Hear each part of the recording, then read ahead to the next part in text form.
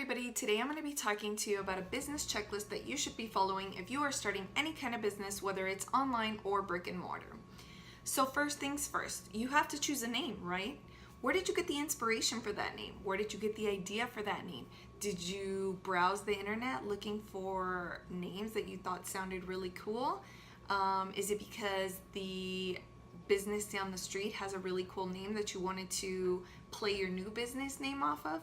Where you get the inspiration for that name is pretty important, okay? Because you want to make sure that nobody else is using that name. Second thing is you need to go ahead and search that name. Just because you think that the name Egg Soapy is not being used for any kind of business name, you shouldn't make those kinds of assumptions, okay? You should always be safe and check.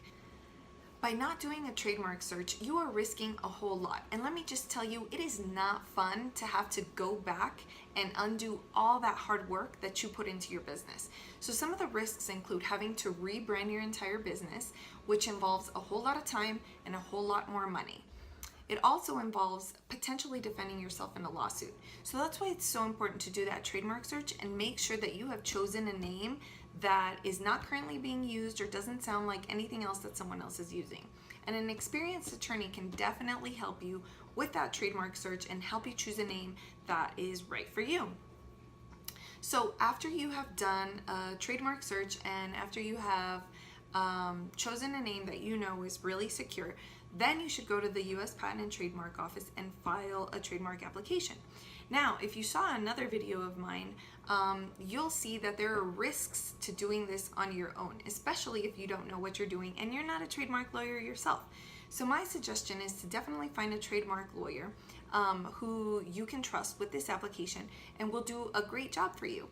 I always tell clients that trademark work is what I absolutely love to do because I have another business besides my law firm and I have been there, done that. So I know what it is to pour all your hard work into a business and make sure that it stays legally protected. So if you have any questions, feel free to put them in the comments below. And I can't necessarily offer you legal advice, especially not through YouTube, but I certainly don't want you to be searching on Google and pretend that Google is your internet lawyer, because the fact of the matter is that Google is not your lawyer, okay? So other things to keep in mind in this business checklist are, have you established yourself as a proper entity? The different types of entities are S corporation, C corporation, PLLC, LLC, DBA, sole proprietorship. You know, there are quite a few options to choose from. It just depends on what sort of protection you're looking for and what kind of tax consequences are preferable to you, because each of those does have tax consequences. It's a matter of choosing which makes sense for your business. So that is something that an accountant can also help you with. But it is important to have a business entity established and then go ahead and register your trademark. And then it's also important to protect that trademark once you have gotten the certificate, which I talk about in another video. So the work is not necessarily over once you obtain that registration certificate.